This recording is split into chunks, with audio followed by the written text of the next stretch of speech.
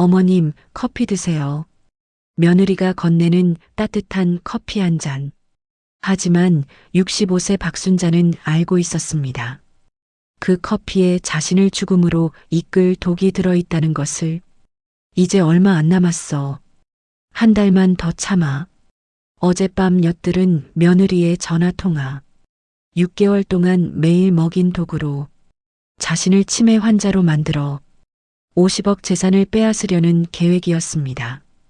그런데 오늘 친정어머니가 찾아왔고 며느리는 꿈에도 몰랐습니다. 시어머니가 커피잔을 바꿔치기 할 줄은. 오늘의 사연 시작합니다. 구독과 좋아요는 사랑입니다. 어머님, 커피 드세요. 지은이가 커피잔을 들고 방으로 들어왔습니다. 늘 하던 대로 정성스럽게 끓인 커피라며 웃고 있었어요. 하지만 저는 알고 있었습니다. 그 커피에 무엇이 들어있는지 말이에요. 고마워, 지은아. 저는 평소와 다름없는 목소리로 대답했습니다. 지은이가 커피잔을 침대 옆 탁자에 놓고 나가기를 기다렸어요. 문이 닫히자마자 저는 조용히 일어났습니다. 어젯밤 지은이가 부엌에서 하는 말을 들었거든요. 전화 통화였는데 목소리가 너무 작아서 귀를 바짝 대고 들어야 했어요. 이제 얼마 안 남았어. 한 달만 더 참아. 그때 저는 온몸이 얼어붙는 걸 느꼈습니다. 6개월 동안 제가 마신 커피에 뭔가 이상한 게 들어있었다는 뜻이었거든요. 현우가 저를 치매라고 의심하는 것도, 기억이 자꾸 흐려지는 것도 모두 이 때문이었구나 싶었어요. 저는 커피잔을 들고 부엌으로 향했습니다. 지은이는 친정 어머니와 전화 통화를 하고 있었어요. 엄마, 곧 끝나니까 걱정 마세요. 빌딩 등기도 준비됐고요. 지은이가 전화를 끊고 돌아섰을 때 제가 부엌 입구에 서 있는 걸 보고 깜짝 놀랐습니다. 어머님. 왜 나오셨어요? 커피가 너무 뜨거워서 좀 식히려고. 저는 태연하게 대답하며 커피잔을 식탁에 놓았습니다. 지은이가 안도하는 표정을 지었어요. 아, 그러시구나. 그럼 제가 찬물 좀 넣어드릴게요. 아니야, 괜찮아. 그런데 지은아, 친정어머니 오신다고 했지? 네, 오늘 오후에 오신다고 하셨어요. 어머님 건강 상태도 좀 보시고요. 지은이가 밝게 웃으며 대답했습니다. 하지만 저는 그 웃음 뒤에 숨은 계획을 알고 있었어요. 제 재산을 노리고 있다는 걸 말이죠. 그럼 사부인께도 커피 한 잔 끓여드려야겠네. 그러게요. 엄마도 커피 정말 좋아하시거든요. 저는 지은이가 다시 커피를 끓이는 동안 화장실에 간다고 했습니다. 실제로는 제 방으로 가서 휴대폰을 가져왔어요. 성진 변호사에게 급히 문자를 보냈습니다. 오늘 오후 3시에 집으로 와주세요. 급한 일이 있습니다. 성진이는 제가 대학 등록금을 도와준 아이였어요. 이제 변호사가 되어서 제게 늘 고마워하며 가끔 안부를 묻곤 했거든요. 이런 위급한 상황에서 믿을 수 있는 사람은 성진이 뿐이었습니다. 오후 2시쯤 최정숙 사부인이 도착했습니다. 안녕하세요, 어머님. 건강하게 지내고 계시죠? 어서 와요, 사부인. 덕분에 잘 지내고 있어요. 저는 반갑게 인사하며 거실로 안내했습니다. 최정숙의 눈빛에서 뭔가 계산적인 기운이 느껴졌어요. 은희가 부엌에서 커피를 끓이고 있다고 했죠. 지은이가 정성껏 끓여줄 거예요. 우리 지은이 참 효부지. 어머님 복이 많으셔요. 최정숙이 제 손을 잡으며 말했습니다. 하지만 저는 그 손에서 차가운 기운을 느꼈어요.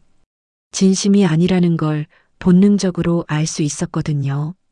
그런데 어머님, 요즘 건강은 어떠세요? 지은이가 걱정을 많이 하던데요. 별일 없어요. 다만 가끔 깜빡하는 일이 생겨서요. 저는 일부러 약간 힘없는 목소리로 대답했습니다. 최정숙의 눈에 이상한 빛이 스쳤어요. 곧 지은이가 커피 2잔을 들고 나왔습니다. 어머님, 엄마 커피 드세요. 오늘 특별히 정성껏 끓였어요. 지은이가 저와 최정숙 앞에 커피잔을 놓았습니다. 제 잔은 제가 아까 마시던 그 잔이었어요. 하지만 저는 알고 있었습니다. 어느 잔에 독이 들어있는지 말이에요. 고마워, 지은아. 향이 참 좋네. 저는 커피잔을 들어 올렸습니다. 그때 현관벨이 울렸어요. 누구지? 이 시간에? 지은이가 의아한 표정으로 현관으로 나갔습니다. 안녕하세요. 성진 변호사라고 합니다. 박순자 어머님이 부르셨는데요. 아, 변호사님이세요? 어머님이 부르셨나 보네요. 저는 이때다 싶어서 재빨리 움직였습니다. 제 커피잔과 최정숙의 커피잔을 바꿔 놓았거든요. 최정숙은 커피잔을 보지 않고 지은이와 성진이의 대화에 귀를 기울이고 있었어요. 성진이가 거실로 들어왔습니다. 어머님, 안녕하세요. 갑자기 불러서 죄송합니다. 어서 와, 성진아. 바쁠 텐데 와줘서 고마워. 저는 반갑게 인사하며 성진이를 소파로 안내했습니다. 지은이가 어리둥절한 표정으로 따라 들어왔어요.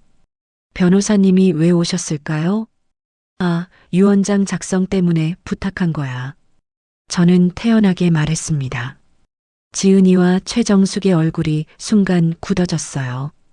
특히 지은이의 손이 미세하게 떨리는 게 보였습니다. 유언장이요? 그래. 나이도 있으니 미리 준비해 놔야지. 최정숙이 커피잔을 들어 올리려다가 손을 멈췄습니다. 어머님, 그런 말씀 마세요. 아직 건강하시잖아요. 맞아요, 어머님. 유언장은 너무 이른 것 같은데요. 지은이가 목소리를 떨며 말했습니다. 눈빛이 불안하게 흔들리고 있었어요. 아니야, 요즘 몸이 예전 같지 않아서 기억도 자꾸 흐려지고. 저는 일부러 약한 목소리로 말했습니다. 성진이가 제 의도를 눈치채고 고개를 끄덕였어요. 어머님, 유언장은 신중하게 작성하셔야 해요. 특히 재산 규모가 큰 경우에는 더욱 그렇죠. 그러게요. 강남 빌딩 같은 큰 재산은 정말 신중해야 하죠. 지은이가 조심스럽게 끼어들었습니다. 목소리에 긴장이 묻어 있었어요. 이미 제 재산을 자기 것으로 여기고 있다는 게 너무나 뻔했습니다. 최정숙이 다시 커피잔을 들어 올렸습니다. 저는 숨을 죽이고 지켜봤어요. 사부인, 커피 드세요. 식기 전에 마셔야 맛있어요. 아, 그래요. 향이 참 진하네요. 최정숙이 커피를 한 모금 마셨습니다. 그리고 순간 얼굴을 찌푸렸어요. 이상한데? 맛이 좀. 최정숙이 커피잔을 내려놓으며 혀를 내밀었습니다. 왜요? 무슨 맛이 이상해요? 지은이가 당황해서 물었습니다. 얼굴이 하얗게 질려 있었어요. 쓴맛이 너무 강하고 뭔가 이상한 맛이 나는데. 뭘 넣었어? 평소대로 끓였는데요. 설탕이랑 크림만 넣었는데. 지은이의 목소리가 떨리기 시작했습니다. 저는 속으로 쾌감을 느꼈어요. 드디어 시작되는 거구나 싶어서요. 무슨 맛이 이상하다는 거야? 지은이가 최정숙 옆으로 다가가며 떨리는 목소리로 물었습니다. 최정숙은 입안을 헹구려고 물을 찾고 있었어요. 물 좀 주세요. 입안이 쓰고 맵고 이상해요. 엄마, 괜찮으세요? 지은이가 급히 부엌으로 뛰어가서 물을 가져왔습니다. 최정숙이 물을 벌컥벌컥 마시더니 얼굴을 찌푸렸어요. 지은아, 커피에 뭘 넣었어? 평소와 맛이 완전히 달라. 저도 모르겠어요. 정말 평소대로 끓였는데. 지은이의 얼굴이 새하얗게 질렸습니다. 손도 덜덜 떨리고 있었어요. 자기가 넣은 독을 친정 어머니가 마셨다는 걸 깨달은 거죠. 성진이가 지은이의 당황한 모습을 유심히 바라봤습니다. 혹시 커피에 다른 걸 넣으신 건 아니세요? 아, 아니에요. 정말 아무것도 안 넣었어요. 지은이가 손사래를 치며 부인했습니다. 하지만 목소리가 갈라져서 거짓말인 게 뻔히 들렸어요. 저는 이때다 싶어서 입을 열었습니다. 성진아, 혹시 커피를 검사할 수 있을까? 물론이죠, 어머님. 만약 이상한 성분이 들어있다면 알아낼 수 있어요. 성진이가 최정숙이 마시던 커피잔을 조심스럽게 들어 올렸습니다. 잠깐만요. 그럴 필요 없어요. 지은이가 급하게 말리려고 했습니다. 하지만 이미 늦었어요. 왜 말리시죠? 혹시 숨기는 게 있나요? 성진이가 날카로운 눈빛으로 지은이를 쳐다봤습니다. 최정숙이 갑자기 배를 움켜쥐고 신음했어요. 으악, 배가 아파. 어지러워. 엄마 어떡해. 병원 가야겠어요. 지은이가 울음을 터뜨리며 최정숙을 부축했습니다. 하지만 저는 그 눈물이 가짜라는 걸 알 수 있었어요. 당황해서 흘리는 눈물이었거든요. 사부인, 괜찮으세요? 저는 일부러 걱정스러운 목소리로 물었습니다. 속으로는 통쾌했지만요. 어머님, 119를 불러야겠어요. 성진이가 휴대폰을 꺼내려고 하자 지은이가 막았습니다. 아니에요. 제가 모시고 갈게요. 119는 너무 과해요. 왜 과해요? 사람이 쓰러지는데. 성진이가 의심스러운 표정으로 지은이를 봤습니다. 최정숙이 화장실로 뛰어갔어요. 토하는 소리가 들렸습니다. 지은아, 정말로 커피에 아무것도 안 넣었어? 저는 지은이를 똑바로 쳐다보며 물었습니다. 정말 아무것도 안 넣었어요. 어머님도 아시잖아요. 지은이가 눈물을 닦으며 대답했습니다. 하지만 시선을 계속 피하고 있었어요. 성진이가 커피 찌꺼기가 있는 커피포트를 살펴봤습니다. 이상하네요. 냄새가 좀 특이해요. 무슨 냄새요? 저는 모르는 척 물었습니다. 약품 냄새 같은 게 나요. 커피 냄새가 아니라. 성진이가 코를 킁킁거리며 말했습니다. 지은이의 얼굴이 더욱 하얗게 질렸어요. 최정숙이 화장실에서 나왔습니다. 얼굴이 창백하고 비틀거렸어요. 지은아, 병원 가자. 너무 아파. 네, 엄마. 지금 차 가져올게요. 지은이가 차 열쇠를 들고 나가려고 했습니다. 잠깐만요. 성진이가 지은이를 불러 세웠습니다. 뭐가 급하신지 모르겠지만 일단 경찰에 신고해야겠어요. 경찰이요? 왜요? 지은이가 떨리는 목소리로 물었습니다. 음식에 이상한 물질이 들어있을 수 있으니까요. 식중독일 수도 있고. 아니에요. 그냥 커피가 상한 것 같아요. 지은이가 필사적으로 말렸습니다. 저는 이때 결정타를 날렸습니다. 지은아, 너 6개월 동안 내 커피에 뭘 넣었지? 네. 무슨 말씀이세요? 지은이가 눈을 크게 뜨며 당황했습니다. 어젯밤 전화하는 거 다 들었어. 한 달만 더 참으면 된다고 했잖아. 그건 다른 얘기였어요. 무슨 다른 얘기?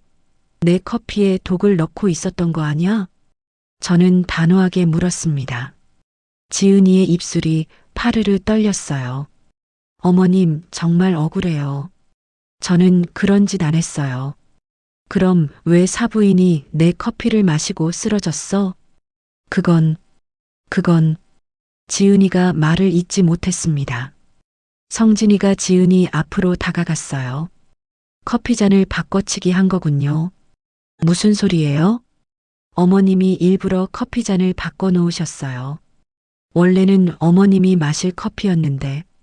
성진이의 추리에 지은이가 완전히 얼어붙었습니다.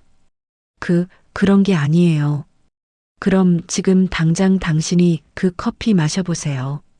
성진이가 제가 마시려던 커피잔을 지은이 앞에 내밀었습니다. 안 마시면 독이 들어있다는 걸 인정하는 거예요. 지은이가 뒤로 물러섰어요. 더 이상 변명할 수 없다는 표정이었습니다. 최정숙이 소파에 주저앉으며 괴로워했습니다. 지은아, 정말로 어머님 커피에 독을 넣었어? 엄마, 그런 게 아니에요. 그럼 뭐야? 내가 이렇게 아픈 게? 최정숙이 배를 부여잡으며 소리쳤습니다. 지은이가 울음을 터뜨렸어요. 이제 더 이상 숨길 수 없다는 걸 알았나 봅니다. 미안해요. 정말 미안해요. 뭐가 미안하다는 거야? 저는 차가운 목소리로 물었습니다. 어머님 커피에 몸에 안 좋은 걸 넣었어요. 뭘 넣었어? 수면제랑 다른 약들을. 지은이가 고개를 숙이며 중얼거렸습니다. 성진이가 휴대폰으로 112에 신고했어요. 여보세요, 경찰서죠? 독살 미수 사건 신고합니다. 안 돼요, 안 돼요. 지은이가 성진이에게 매달렸습니다. 하지만 이미 늦었어요. 저는 6개월 동안 참았던 분노가 치밀어 오르는 걸 느꼈습니다. 하지만 겉으로는 차분함을 유지했어요. 진짜 복수는 이제부터였거든요. 지은아, 넌 내가 죽기만 기다렸구나. 어머님, 정말 죄송해요. 용서해 주세요. 지은이가 제 발 앞에 엎드려 빌었습니다. 하지만 저는 더 이상 속지 않을 거였어요. 경찰이 도착하기까지 30분이 걸렸습니다. 그 사이에 지은이는 계속 울면서 빌었어요. 하지만 저는 더 이상 그 눈물에 속지 않았습니다. 어머님, 정말 잠시 정신이 나가서 그랬어요. 용서해 주세요. 잠시 정신이 나간 게 6개월이나 계속됐다고? 저는 차가운 목소리로 반문했습니다. 지은이가 고개를 푹 숙였어요. 최정숙은 소파에서 괴로워하고 있었습니다. 얼굴이 창백하고 손발이 차가워졌어요. 지은아, 엄마가 이렇게 아픈데 병원 안 가도 돼? 가야죠. 지금 당장 가야 해요. 성진이가 119에 전화를 걸었습니다. 구급차를 불러야겠다고 판단한 거였어요. 여보세요, 119죠? 독성 물질을 마신 환자가 있어요. 지은이가 성진이의 팔을 붙잡았습니다. 제발 그러지 마세요. 엄마한테 해가 될 수도 있어요. 지금 와서 무슨 소리야? 네가 독을 먹였으면서. 성진이가 지은이의 손을 뿌리쳤습니다. 경찰차 사이렌 소리가 들려왔어요. 지은이의 얼굴이 더욱 하얗게 질렸습니다. 어머님, 제발 경찰한테 아무 말씀 안 하시면 안 될까요? 왜? 네가 나를 죽이려 했는데? 저는 지은이를 똑바로 쳐다봤습니다. 6개월 동안 당한 일들이 떠올랐어요. 그런 게 아니에요. 그냥 좀 아프게 만들려고 했던 거예요. 아프게 만들어서 뭘 하려고 했는데? 그냥. 지은이가 말끝을 흐렸습니다. 현관문이 열리고 경찰관 2명이 들어왔어요. 신고하신 분이 계신가요? 여기요. 성진이가 손을 들었습니다. 변호사 성진이라고 합니다. 독살 미수 사건을 신고했어요. 경찰관이 상황을 살펴봤습니다. 최정숙이 소파에서 신음하고 있고 지은이가 울고 있었어요. 무슨 일이 있었습니까? 저 여성이 시어머니 커피에 독을 넣어서 6개월간 먹였어요. 성진이가 지은이를 가리키며 설명했습니다. 잠깐만요. 증거가 있나요? 저기 커피잔이랑 커피포트에서 약품 냄새가 나요. 그리고 독을 마신 분은 저분이에요. 경찰관이 최정숙에게 다가갔습니다. 어머님, 괜찮으세요? 아파요. 배가 너무 아파요. 최정숙이 약하게 대답했습니다. 구급차도 도착했어요. 응급구조사들이 들어와서 최정숙을 살펴봤습니다. 의식은 있지만 독성 반응 같아 보입니다.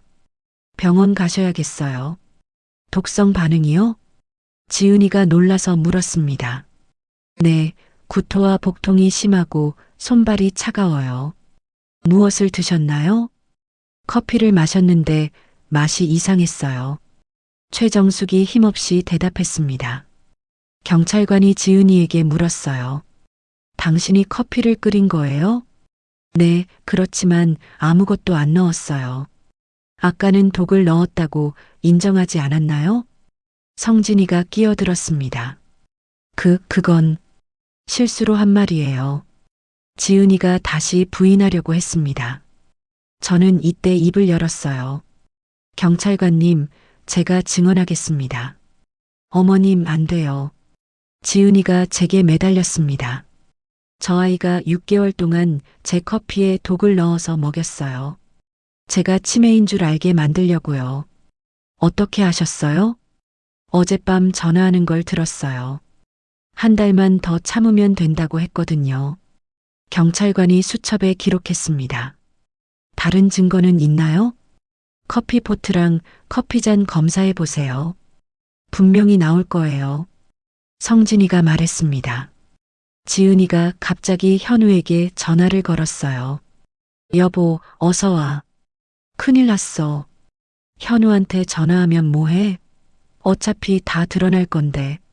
저는 차분하게 말했습니다. 어머님, 제발 좀 봐주세요. 현우 생각해서라도요. 현우 생각은 왜 안 했어? 나를 죽이려고 할 때는? 지은이가 말문이 막혔어요. 응급구조사가 최정숙을 들것에 올렸습니다. 지금 출발해야겠어요. 독성 검사를 빨리 받으셔야 해요. 저도 따라갈게요. 지은이가 일어서려고 했습니다. 안 됩니다. 일단 경찰서에서 조사받으셔야 해요. 경찰관이 지은이를 제지했습니다. 엄마 혼자 병원 가면 어떡해요? 제가 따라가겠습니다. 성진이가 나섰어요.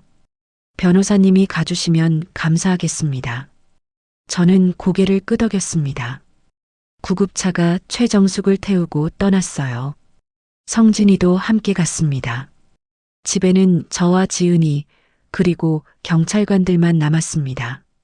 이제 자세한 얘기를 들어보겠습니다. 경찰관이 지은이에게 말했습니다. 정말 억울해요. 저는 아무것도 안 했어요. 지은이가 또 부인했습니다. 그럼 어떻게 사부인이 독성 반응을 일으켰을까요? 모르겠어요. 정말 모르겠어요. 지은이가 고개를 저었습니다. 하지만 저는 지은이의 거짓말을 다 알고 있었어요. 아직 말하지 않은 것들이 더 많았거든요.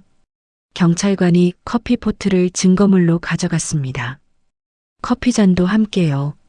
검사 결과가 나오면 연락드리겠습니다. 감사합니다. 저는 정중하게 인사했습니다. 지은이가 경찰서로 끌려갔어요. 계속 억울하다고 소리치면서요. 집이 조용해지자 저는 깊이 숨을 들이마셨습니다. 이제 진짜 시작이었어요. 지은이가 숨기고 있는 더 큰 비밀들을 파헤칠 차례였거든요. 현우가 곧 집에 올 것입니다. 그때 모든 걸 털어놓아야겠어요. 아들도 진실을 알 권리가 있었으니까요. 저는 지은이의 방으로 들어갔습니다. 뭔가 증거가 더 있을 것 같았거든요. 그리고 정말로 찾아냈어요. 숨겨둔 약병들과 현우 명의의 대출 서류들을 말이에요. 현우가 집에 도착한 건 저녁 7시였습니다. 문을 열자마자 지은이를 찾으며 소리쳤어요. 지은아, 어디 있어? 무슨 일이라는 거야? 현우야, 여기 앉아. 저는 거실 소파를 가리켰습니다. 현우가 제 표정을 보더니 심상치 않다는 걸 눈치챘어요. 엄마, 무슨 일 있었어요? 지은이는 어디 갔고? 지은이는 경찰서에 있어. 경찰서요? 왜요? 현우가 눈을 크게 뜨며 물었습니다. 나를 죽이려고 했거든. 뭐라고요? 현우가 얼굴이 하얗게 질렸어요. 믿을 수 없다는 표정이었습니다. 6개월 동안 내 커피에 독을 넣어서 먹였어. 그럴 리 없어요. 지은이가 그럴 사람이 아니에요. 현우가 고개를 저으며 부인했습니다. 저는 지은이 방에서 찾은 약병들을 꺼내놓았어요. 이것들이 뭔지 아니? 이건 수면제네요. 맞아. 지은이가 매일 내 커피에 넣던 거야. 현우가 약병을 만져보더니 떨리는 손으로 내려놓았어요. 설마, 정말 그런 거예요? 믿기 싫겠지만 사실이야. 저는 차분하게 설명했습니다. 현우의 얼굴에서 모든 색이 빠져나갔어요. 왜, 왜 그런 짓을 했을까요? 재산 때문이지. 내가 치매 걸린 것처럼 만들어서 재산을 빼앗으려고 했어. 현우가 소파에 주저앉았습니다. 머리를 감싸쥐며 신음했어요. 믿을 수가 없어요. 지은이가 그렇게 나쁜 사람이었다니. 아직 끝난 게 아니야. 저는 현우 명의의 대출 서류를 내밀었습니다. 이것도 지은이가 한 짓이야. 이건 뭐예요? 현우가 서류를 받아보더니 얼굴이 더욱 굳어졌어요. 50억 대출이요? 언제 이런 대출을 받았죠? 네가 받은 게 아니라 지은이가 내 명의를 도용해서 받은 거야. 도용이요? 현우가 벌떡 일어났습니다. 분노가 치밀어 오르는 게 보였어요. 지은이가 도박을 했나 봐. 그 빚을 갚으려고 내 명의로 돈을 빌린 거야. 50억이나요? 이걸 어떻게 갚아요? 현우가 머리를 쥐고 괴로워했습니다. 그때 전화벨이 울렸어요. 성진이에게서 온 전화였습니다. 여보세요, 어머님. 병원에서 연락드려요. 사부인 상태는 어때요? 위세척을 했는데 독성 물질이 검출됐어요. 수면제와 신경안정제였습니다. 저는 현우를 쳐다봤어요. 현우가 고개를 떨구고 있었습니다. 다행히 생명에는 지장 없을 것 같아요. 하지만 경찰 조사는 피할 수 없을 것 같습니다. 알겠어요. 고생하셨어요. 저는 전화를 끊었습니다. 현우가 눈물을 흘리고 있었어요. 엄마, 정말 죄송해요. 제가 지은이를 못 봤어요. 너도 속은 거야. 지은이가 너무 교묘했어. 하지만 제가 엄마를 치매라고 생각했잖아요. 정말 죄송해요. 현우가 제 앞에 무릎을 꿇었습니다. 진심으로 후회하고 있는 게 보였어요. 일어나, 현우야. 내 잘못이 아니야. 아니에요. 제가 엄마를 제대로 보살피지 못했어요. 현우가 눈물을 닦으며 일어났습니다. 그때 또 전화가 왔어요. 경찰서에서 온 전화였습니다. 박순자님이시죠? 이지은 씨 남편분이 계신가요? 네, 여기 있어요. 경찰서로 와주세요.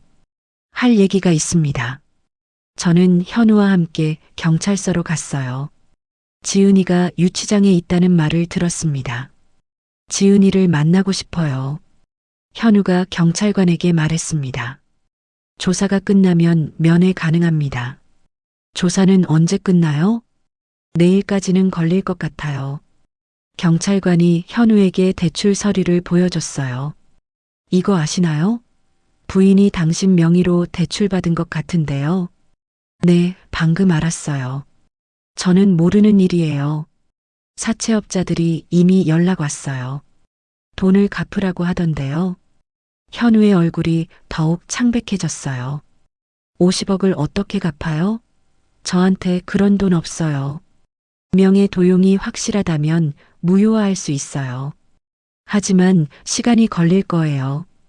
저는 현우의 손을 잡았어요. 걱정하지 마. 내가 도와줄게.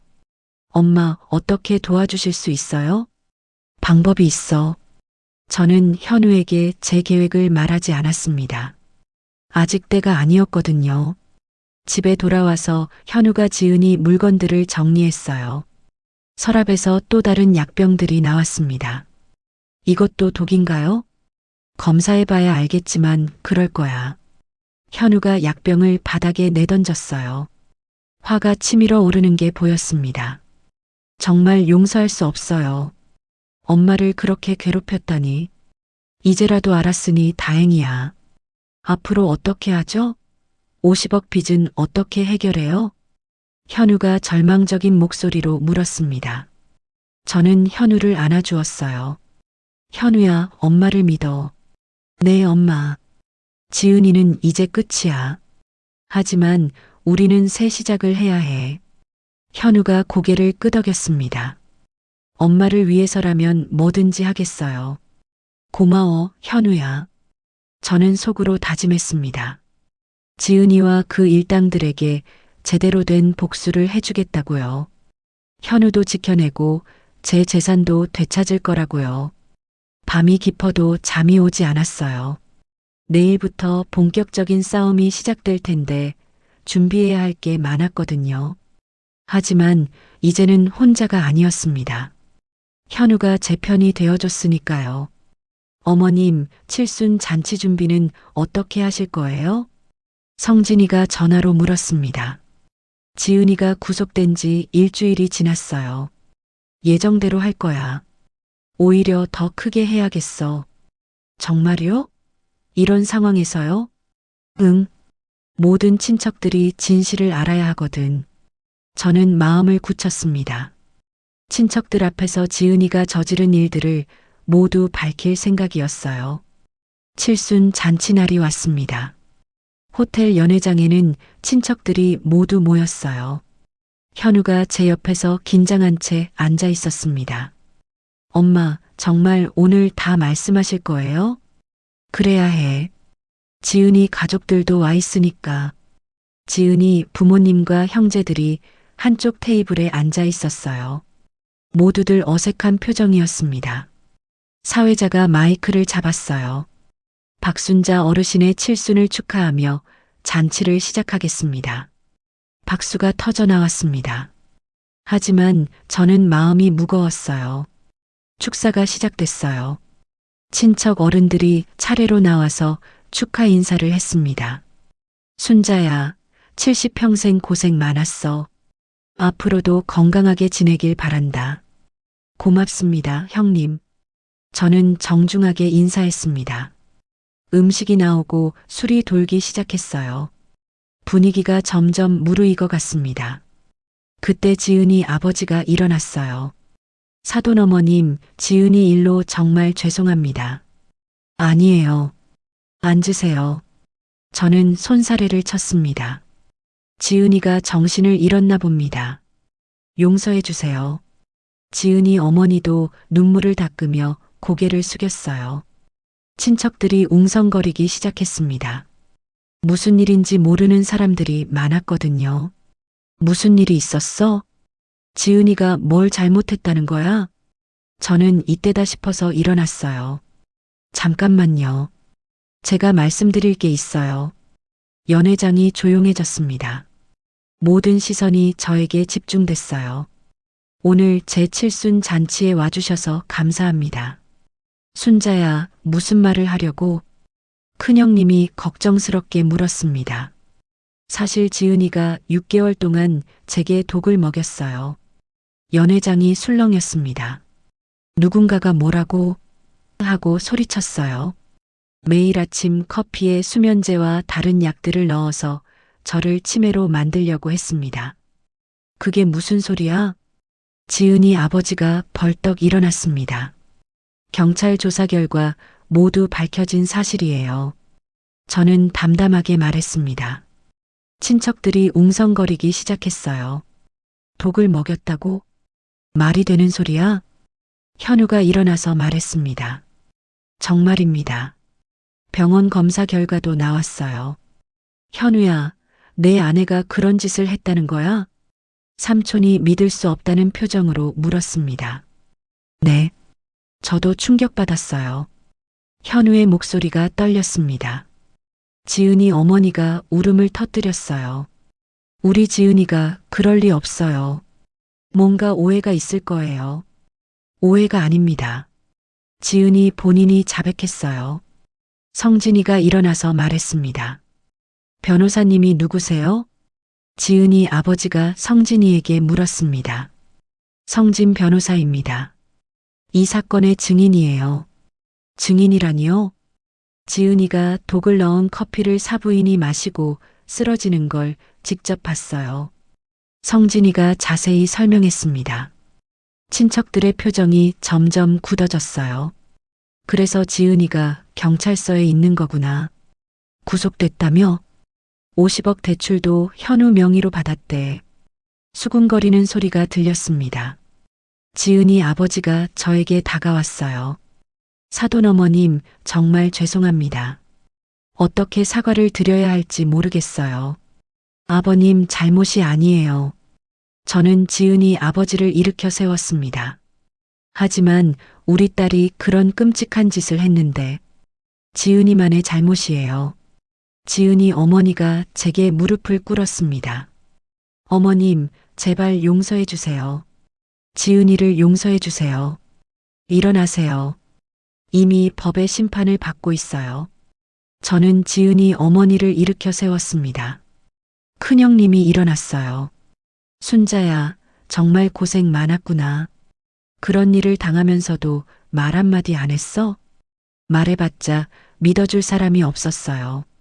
현우도 지은이 편만 들었거든요. 현우가 고개를 숙였습니다. 엄마, 정말 죄송해요. 친척들이 현우를 위로했어요. 현우야, 내 잘못이 아니야. 속은 거지 뭐. 지은이가 너무 교활했구나. 삼촌이 화를 내며 말했습니다. 그래서 오늘 이 자리에서 말씀드리는 거예요. 저는 괜찮으니 걱정하지 마세요. 저는 미소를 지으며 말했습니다. 지은이 가족들이 모두 고개를 숙이고 있었어요. 얼굴을 들 수 없을 정도로 부끄러워하고 있었습니다. 사돈 어머님, 저희가 보상을 하겠습니다. 지은이 아버지가 말했습니다. 보상은 필요 없어요. 지은이가 법적 처벌을 받으면 돼요. 하지만 이제 이 얘기는 그만해요. 오늘은 제 칠순 잔치니까요. 저는 분위기를 바꾸려고 했습니다. 사회자가 다시 마이크를 잡았어요. 그럼 건배를 하겠습니다. 박순자 어르신의 건강을 위해서요. 건배. 모두들 잔을 들었습니다. 하지만 분위기는 많이 가라앉아 있었어요. 지은이 가족들은 일찍 자리를 뜨겠다고 했습니다. 죄송합니다. 면목이 없어서 더 있을 수가 없어요. 그러세요. 저는 담담하게 대답했습니다. 지은이 어머니가 마지막으로 제게 말했어요. 어머님, 정말 죄송합니다. 지은이를 잘못 키운 게 제 죄예요. 이제 됐어요. 가세요. 지은이 가족들이 떠난 후 친척들이 제게 다가왔어요. 순자야, 앞으로는 우리가 자주 봐줄게. 혼자 살기 힘들면 언제든 연락해. 현우도 이제 정신 차렸을 테니 괜찮을 거야. 친척들의 따뜻한 위로가 마음에 와 닿았습니다. 오늘 진실을 말한 게 잘한 일이라는 생각이 들었어요. 이제 모든 사람들이 지은이의 진짜 모습을 알았습니다. 더 이상 숨길 게 없었어요. 칠순 잔치가 끝나고 일주일 후 이상한 남자가 집을 찾아왔습니다. 50대 정도로 보이는 남자가 현관문을 두드렸어요. 누구세요? 저는 인터폰으로 물었습니다. 김학수라고 합니다. 고 박철수 씨 사촌 동생이에요.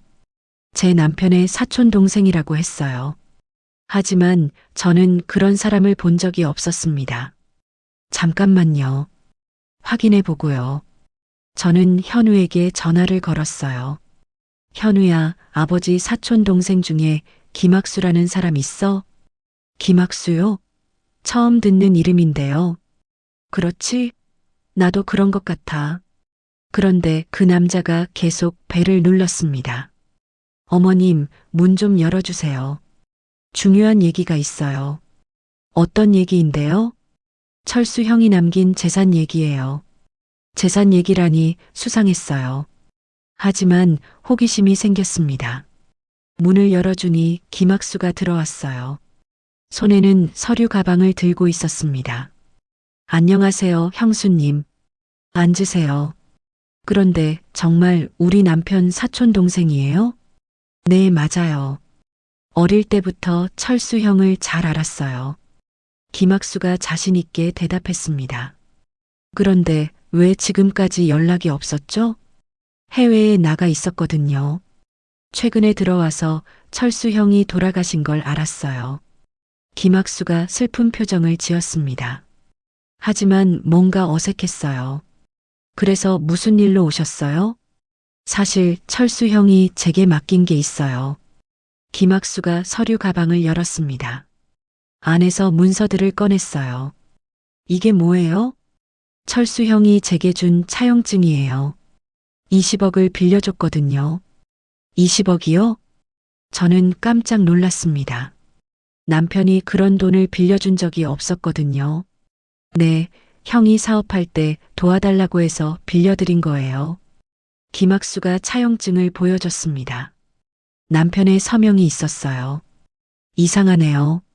남편이 그런 얘기 한 적이 없는데 형이 형수님한테 말씀 안 하신 것 같네요. 김학수가 태연하게 말했습니다. 그럼 어떻게 하자는 거예요? 당연히 갚아주셔야죠. 이자까지 하면 30억 정도 될 거예요. 30억이요?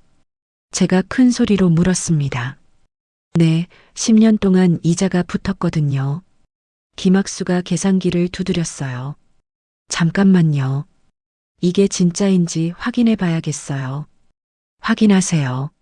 하지만 분명히 진짜예요. 김학수가 자신만만하게 말했습니다. 그때 현우가 집에 들어왔어요. 엄마, 누구세요? 아버지 사촌 동생이라고 하시는 분이에요. 현우가 김학수를 쳐다봤습니다. 안녕하세요, 현우 씨. 김학수라고 합니다. 아버지 사촌 동생이요? 처음 뵙는데요. 오랫동안 해외에 있었거든요. 김학수가 현우에게도 같은 설명을 했어요. 그런데 무슨 일로 오셨어요? 아버지께 빌려드린 돈을 받으러 왔어요. 현우가 차용증을 받습니다. 이거 진짜예요? 아버지 서명이 맞나요? 모르겠어.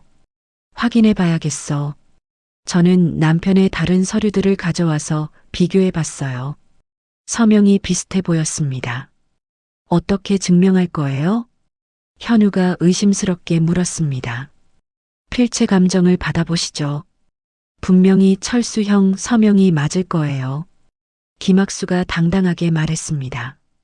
30억은 너무 큰 돈이에요.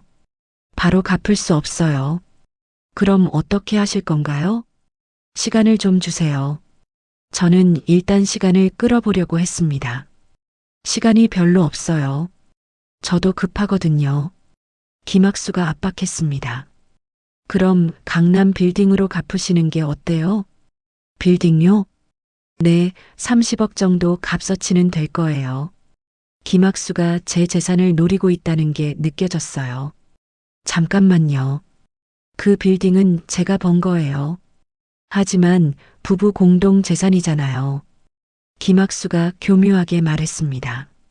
현우가 화를 냈어요. 이상해요. 갑자기 나타나서 돈 달라고 하다니. 현우 씨, 저도 할 수 없어서 그래요. 김학수가 억울한 척했습니다. 증거를 더 보여주세요. 차용증만으로도 충분하죠. 김학수가 고집을 부렸어요. 저는 성진이에게 전화를 걸었습니다. 성진아, 지금 집으로 와줄 수 있어? 무슨 일이세요? 이상한 사람이 와서 돈 달라고 해. 지금 갈게요. 성진이가 30분 후에 도착했어요. 상황을 설명해 주니 김학수를 의심스럽게 봤습니다. 차용증 좀 볼 수 있을까요? 네, 보세요. 김학수가 차용증을 건넸습니다. 성진이가 자세히 살펴봤어요. 이거 좀 이상한데요. 뭐가 이상해요? 용지부터가 최근에 만든 것 같아요. 성진이가 날카롭게 지적했습니다. 그럴 리 없어요. 10년 전 문서예요. 김학수가 당황한 기색을 보였어요. 필체 감정을 받아봐야겠네요. 그러세요. 하지만 분명히 진짜일 거예요. 김학수가 여전히 강하게 주장했습니다. 하지만 저는 직감적으로 알 수 있었어요. 이 남자가 거짓말을 하고 있다는 걸 말이에요. 지은이와 관련이 있을 것 같았습니다. 오늘은 이만 가세요. 확인해 본 후에 연락드릴게요. 언제까지요? 일주일 정도 시간을 주세요. 김학수가 못마땅한 표정을 지었어요. 너무 오래 걸리는 것 같은데요. 확인이 필요하니까요. 성진이가 단호하게 말했습니다. 김학수가 결국 돌아갔어요. 하지만 나가면서 협박하듯 말했습니다. 일주일 후에 다시 오겠어요. 그때까지 답을 정해 놓으세요. 문이 닫히자 현우가 말했어요. 뭔가 수상해요. 정말 아버지 사촌 동생일까요? 아닐 거야. 지은이와 관련된 사람 같아. 저는 확신했습니다. 김학수가 떠난 후 사흘째 되는 날, 또 다른 남자가 집을 찾아왔습니다. 30대 후반으로 보이는 남자가 현관 앞에 서 있었어요. 누구세요? 저는 인터폰으로 물었습니다. 지은이 친구예요. 급한 일이 있어서 왔어요. 지은이 친구라고 했지만 목소리가 험악했어요. 뭔가 불길한 느낌이 들었습니다. 지은이는 지금 없는데요. 알아요. 그래서 어머님께 직접 말씀드리려고 왔어요. 남자가 문을 두드렸습니다. 현우가 마침 집에 있어서 다행이었어요. 현우야, 지은이 친구라는 사람이 왔는데 어떡하지? 문 열어주세요. 뭔 얘기인지 들어봐야죠. 현우가 문을 열어줬습니다. 남자가 들어오더니 거만한 표정을 지었어요. 안녕하세요. 민철이라고 합니다. 앉으세요. 무슨 일로 오셨어요? 현우가 의자를 가리켰습니다. 지은이가 제게 빚이 있거든요. 빚이요? 저는 놀라서 물었습니다. 네, 도박 자금으로 20억을 빌려갔어요. 20억이요? 현우가 소리쳤습니다. 지은이가 카지노에서 돈을 잃고 제게 빌렸거든요. 민철이 태연하게 말했습니다. 하지만 눈빛이 차가웠어요. 증거가 있나요? 당연히 있죠. 민철이 휴대폰에서 녹음 파일을 틀었습니다. 지은이 목소리가 들렸어요. 오빠, 20억만 빌려줘. 꼭 갚을게. 지은이가 정말 그런 말을 했네요. 현우가 충격받은 표정이었습니다. 그래서 어떻게 하자는 거예요? 저는 차분하게 물었습니다. 당연히 갚아주셔야죠. 지은이 남편이니까요. 민철이 현우를 노려봤습니다. 저는 모르는 일이에요. 제가 왜 갚아야 해요? 부부는 연대 책임이잖아요. 민철이 비웃으며 말했습니다. 법적으로 그렇지 않아요. 현우가 반박했습니다. 법적으로가 아니라 도덕적으로 그래야죠. 민철이 목소리를 높였어요. 그때 저는 이상한 걸 느꼈습니다. 이 남자가 단순한 채권자가 아니라는 생각이 들었어요. 혹시 지은이와 특별한 관계인가요? 무슨 뜻이에요? 민철이 당황한 기색을 보였습니다. 그냥 친구치고는 너무 큰 돈을 빌려줬잖아요. 저는 날카롭게 따졌습니다. 지은이가 꼭 갚겠다고 해서 믿고 빌려준 거예요. 민철이 변명했지만 설득력이 없었어요. 현우가 의심스럽게 물었습니다. 지은이와 어떻게 알게 됐어요? 카지노에서 만났어요.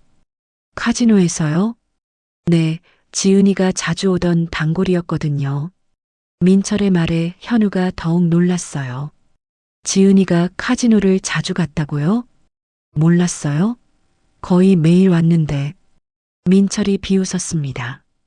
거짓말이에요. 지은이는 그런 사람이 아니에요. 현우가 부인했지만 목소리에 확신이 없었어요. 사진이라도 보여드릴까요?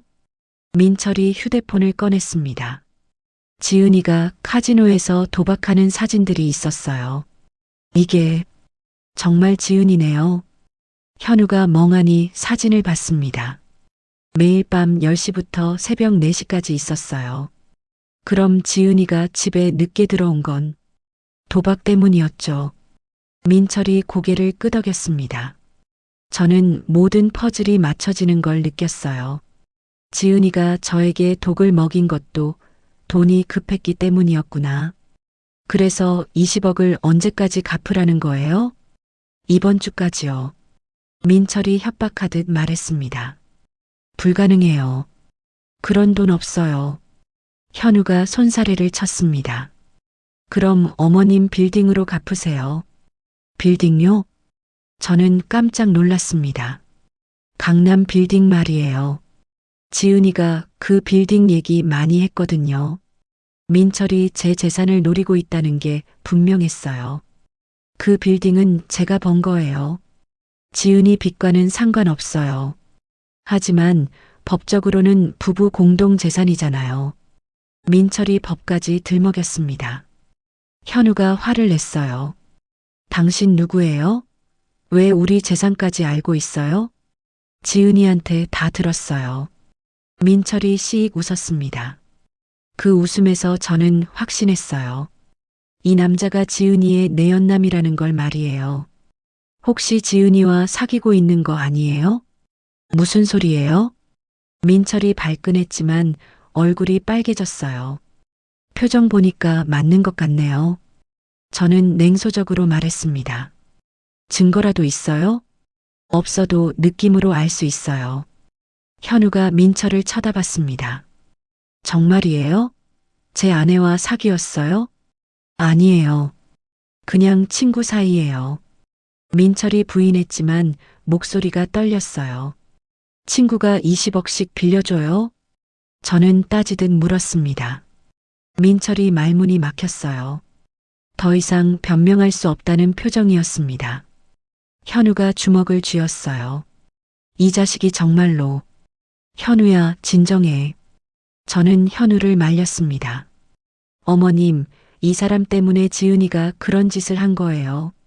알아. 하지만 지금은 참아야 해. 저는 현우를 달랬습니다. 민철이 일어났어요. 어쨌든 돈은 받아야겠어요. 이번 주 금요일까지 준비하세요. 안 줘요. 저는 단호하게 말했습니다. 그럼 어떻게 되는지 알죠? 민철이 협박했습니다. 뭘 어떻게 한다는 거예요? 나쁜 일이 생길 수도 있어요. 민철이 문을 향해 걸어갔습니다. 잠깐만요. 저는 민철을 불러 세웠습니다. 뭐예요? 김학수라는 사람 아세요? 민철의 얼굴이 순간 굳어졌어요. 모르는데요? 거짓말하지 마세요. 다 알고 있어요. 저는 확신에 찬 목소리로 말했습니다. 민철이 문을 벌컥 열고 나갔어요. 하지만 뒤돌아서며 말했습니다. 금요일까지 생각해 보세요. 후회할 일 없게. 문이 닫히자 현우가 털썩 주저앉았어요. 엄마, 이제 어떻게 해요? 지은이가 이런 사람들과 엮여 있다니. 걱정하지 마. 내가 다 해결할 거야. 저는 현우를 안심시켰습니다. 하지만 속으로는 분노가 치밀어 올랐어요. 지은이와 그 일당들이 저를 만만하게 보고 있었습니다. 하지만 곧 후회하게 될 거예요. 금요일이 되었습니다. 민철이 약속한 날이었어요. 하지만 저는 전혀 걱정하지 않았습니다. 오후 3시에 민철이 김학수와 함께 왔어요. 둘이 함께 온 걸 보니 제 예상이 맞았습니다. 어머님, 돈 준비하셨죠? 민철이 건방지게 말했습니다. 준비 안 했어요. 저는 담담하게 대답했습니다. 뭐라고요? 약속했잖아요. 무슨 약속이요? 저는 약속한 적 없어요. 저는 태연하게 말했습니다. 김학수가 나섰어요. 형수님, 저희가 장난하는 게 아니에요. 장난은 누가 하는 거죠? 저는 비웃으며 말했습니다. 그때 성진이가 들어왔어요. 뒤따라 경찰관 2명도 함께 왔습니다. 어머님, 늦었죠? 아니야, 때 맞춰 온 것 같은데. 저는 미소를 지었습니다. 민철과 김학수의 얼굴이 하얗게 질렸어요. 경찰이 왜 와요? 민철이 당황해서 물었습니다. 당연히 와야죠. 사기꾼들이니까. 성진이가 서류를 꺼냈습니다. 김학수 씨, 이 차용증 가짜죠? 가짜가 아니에요. 김학수가 발끈했습니다. 필체 감정 결과 나왔어요. 완전히 위조된 거예요. 성진이가 감정서를 보여줬습니다. 김학수가 말문이 막혔어요. 경찰관이 김학수에게 다가갔습니다. 김학수 씨, 문서 위조 혐의로 체포합니다. 잠깐만요. 오해예요. 김학수가 손사래를 쳤습니다. 그리고 민철 씨도 공갈 협박 혐의로 체포합니다. 다른 경찰관이 민철에게 수갑을 채웠어요. 이게 무슨 소리예요? 민철이 소리쳤습니다. 어머님께 돈을 내놓으라고 협박했잖아요. 성진이가 휴대폰을 꺼냈습니다. 모든 대화를 녹음했어요. 민철의 목소리가 들렸어요. 금요일까지 생각해 보세요. 후회할 일 없게. 이건 협박이 아니에요. 민철이 변명했습니다. 법원에서 판단하겠죠. 경찰관이 민철을 끌어냈습니다. 김학수도 함께 끌려갔어요. 형수님, 이건 아니잖아요. 김학수가 마지막까지 소리쳤습니다. 사기치는 게 아니지. 저는 차가운 목소리로 말했습니다. 문이 닫히자 현우가 안도의 한숨을 쉬었어요. 엄마, 어떻게 알았어요? 처음부터 수상했어. 둘이 짜고 치는 고스톱이었어. 저는 소파에 앉았습니다. 그런데 어떻게 증거를 모았어요? 성진이가 도와줬지. 성진이가 웃으며 말했습니다. 어머님이 저한테 조사해달라고 하셨거든요. 뭘 조사했어요? 현우가 궁금해했습니다. 김학수 신원부터 조사했어요. 아예 가짜 이름이었어요. 가짜 이름이요? 진짜 이름은 박상철이에요. 전과 12범 사기꾼이거든요. 성진이가 자료를 보여줬습니다. 민철은 어떻고요? 진짜 이름은 최민수예요. 지은이 씨 내연남이 맞아요. 저는 역시 그럴 줄 알았다는 표정을 지었어요. 어떻게 확인했어요? 현우가 물었습니다. 지은이 씨가 구속된 후 면회 기록을 확인했거든요. 최민수가 매일 갔더라고요. 그럼 처음부터 다 계획된 일이었네요. 저는 고개를 끄덕였습니다. 지은이가 감옥에서 이 계획을 세운 거예요. 성진이가 설명했습니다. 어머님 재산을 포기하게 만들려고 했던 거죠. 정말 치밀하네요. 현우가 혀를 찼습니다. 하지만 어머님이 더 치밀하셨죠. 성진이가 저를 보며 미소를 지었어요. 그런데 엄마 왜 미리 말씀 안 하셨어요? 확실한 증거가 필요했어. 그리고 놈들이 스스로 함정에 빠지게 하려고. 저는 만족스럽게 말했습니다. 이제 지은이도 추가 기소될 거예요. 성진이가 말했습니다. 공모 혐의까지 붙으면 형량이 늘어나겠네요. 당연하지. 자업자득이야. 저는 차가운 목소리로 말했습니다. 현우가 제 손을 잡았어요. 엄마, 정말 대단하세요. 아직 끝난 게 아니야. 또 뭐가 있어요? 지은이 어머니 문제도 해결해야 해. 저는 결의에 찬 표정을 지었습니다. 최정숙 사부인 말씀이세요? 성진이가 물었습니다. 응. 그 사람도 공범이었어. 어떻게 아세요? 독든 커피를 마시고도 지은이를 감쌌잖아. 뻔한 연기였어. 저는 그날을 떠올렸습니다. 정말요? 현우가 놀랐습니다. 최정숙도 재산을 노리고 있었어. 딸과 함께 계획한 거야. 그럼 어떻게 할 거예요? 그것도 성진이가 조사해줬어. 성진이가 또 다른 서류를 꺼냈습니다. 최정숙 씨가 위조한 유언장이에요. 유언장이요? 네, 어머님이 돌아가시면 모든 재산을 지은이에게 준다는 내용이에요. 현우가 서류를 봤습니다. 이것도 가짜네요. 완전히 조작된 거예요. 성진이가 확신 있게 말했습니다. 이제 최정숙도 끝이네요. 저는 속이 후련했습니다. 내일 경찰서에 추가 고발할 거예요. 성진이가 말했습니다. 고마워, 성진아. 당연한 일이에요, 어머님. 성진이가 미소를 지었습니다. 저는 창밖을 바라봤어요. 이제 진짜 새로운 시작이었습니다. 악인들은 모두 법의 심판을 받게 될 것이고 저는 평화롭게 살 수 있을 거예요. 하지만 아직 마지막 단계가 남아 있었습니다. 재산을 지켜내고 새로운 삶을 시작하는 것이었어요. 현우야, 내일부터 바빠질 거야. 무슨 일이에요? 재단을 만들 거야. 나 같은 처지의 노인들을 도와주는. 현우가 놀라며 물었습니다. 재단이요? 응. 상생 노인 재단이라고 할 거야. 저는 미소를 지으며 말했습니다. 이제 정말로 새로운 인생이 시작되는 거였어요. 박순자는 결국 모든 것을 되찾았습니다. 6개월 동안 당했던 독살 시도, 50억 대출 사기, 가짜 친척들의 협박까지 모든 악인들은 법의 심판을 받았고 지은이와 그 일당들은 감옥에서 서로를 원망하며 지내고 있습니다.